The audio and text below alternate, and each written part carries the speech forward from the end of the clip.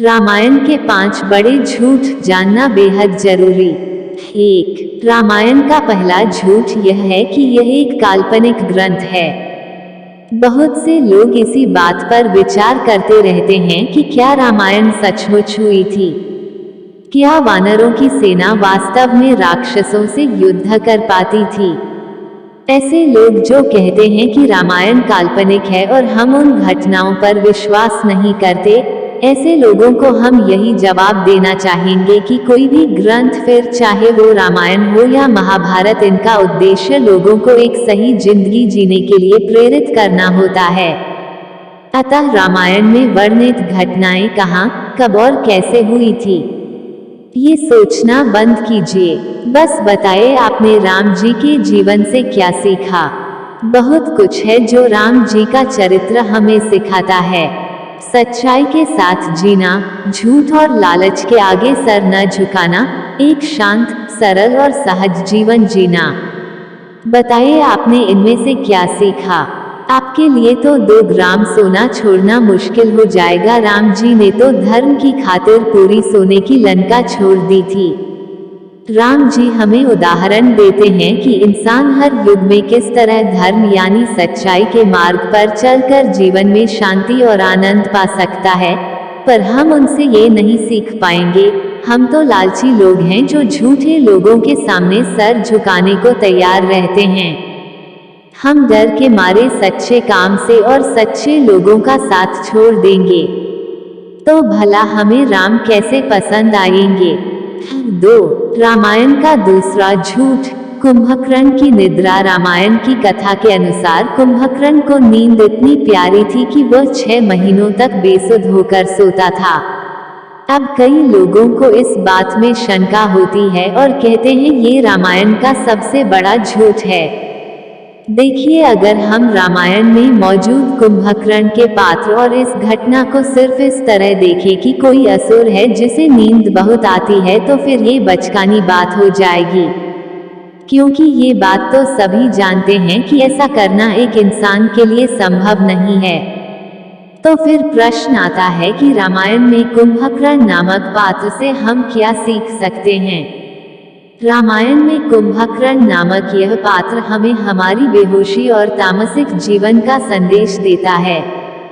कुंभकर्ण तो आंख बंद कर सोया हुआ था 6 महीने, पर हम ऐसे लोग हैं जो 12 महीने आंख खोलकर भी सोए रहते हैं, ये जानते हुए भी कि दुनिया में लगातार झूठ का बोलबाला चल रहा है।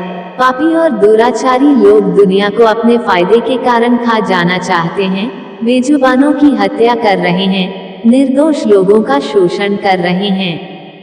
हम तब भी दुनिया के लिए, अपने समाज के लिए कोई बेहतर काम करने का निर्णय नहीं लेते, जो दर्शाता है कि आंख खोलकर भी हमारी आंखें बंद हैं। हमें गलत बात को स्वीकार करने की आदत लग चुकी है। 3। पुष्पक विमान का आज भी मौजूद होना। कई लोग यह दावा करते हैं कि जिस पुष्पक विमान में बैठकर रावण ने सीता माता का अपहरण किया था, वो पुष्पक विमान आज भी उपलब्ध है, या फिर जिन हवाई जहाजों में आज हम बैठते हैं। हमारी संस्कृति में तो ऐसे विमान की खोज तो हजारों वर्ष पहले हो गई। पर यदि आप वास्तव में हिंदू हैं तो आपको इन बचकानी बातों से परहेज करना चाहिए। देखिए, रामायण में पुष्पक विमान का जिक्र सिर्फ प्रतीक इशारे के लिए किया गया था। अब हमें नहीं मालूम कि वास्तव में वो विमान कैसा था, कैसे बनाया गया था और आज वो कहाँ पर है। पर यदि आप इस बात का उल्टा अर्थ करें और कहें कि पुष्पक विमान यानी हवाई जहाज हमारी देन है, तो इससे न सिर्फ आपको झूठ साबित किया जा सकता है, बल्कि इससे धर्मग्रंथ का अपमान होगा।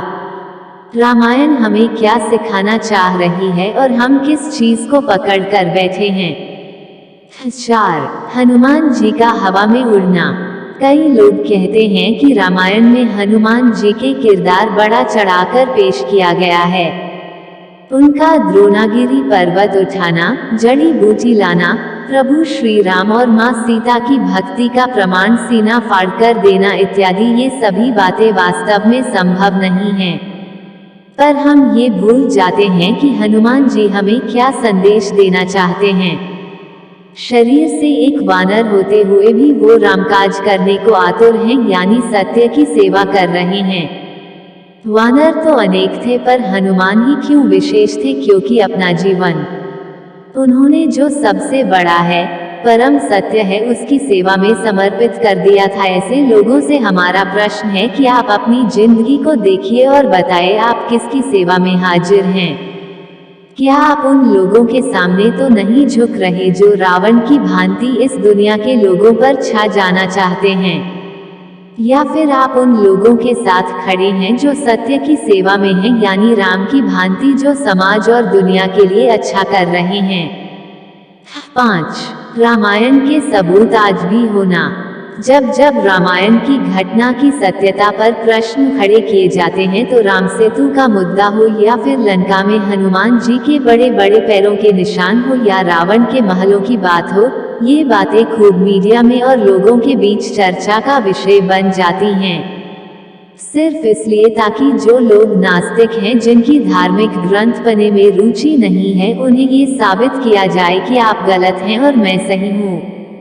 देखो ना, राम जिस जगह से गुजरे थे वो जगह आज भी मौजूद है। हनुमान जी के पैरों की छाप देखो, आज भी श्रीलंका में मिल जाएगी, और ये गिलहरी के पीठ पर जो हाथों के निशान भी राम के हैं। अरे भाई, अगर आप वाकई मानते हैं कि राम है तो साबित करना बंद कर दीजिए। राम जी जो हमें सिखाकर गए हैं उसे अपने जीवन में उतार लीजिए। आपको प्रूफ देने की कोई जरूरत नहीं, क्योंकि ऐसे लोग जिनके मन में राम के लिए कोई प्रेम नहीं, ऐसे लोग तो बस राम जी को खिलौना मानेंगे। ऐसे लोगों के लिए राम किसी महत्व के नहीं। आप बस एक सच्चा जीवन जिएं, कोई सार्थक कर्म करें। आपके बेहतर कर्म ही उन लोगों को एक दिन बताएंगे कि राम सचमुच हैं, और राम जी के कारण ही मैं आज तुमसे अच्छी जिंदगी जी पा रहा हूँ। तो साथियों, इस पोस्ट को पढ़ने के बाद रामायण के 5 बड़े झूठ और उनका वास्तविक अर्थ मालूम हो गया होगा। हमें उम्मीद है एक खास नजरिए से आप रामायण की इन घटनाओं को देखेंगे और इससे आपको जीवन में विशेष लाभ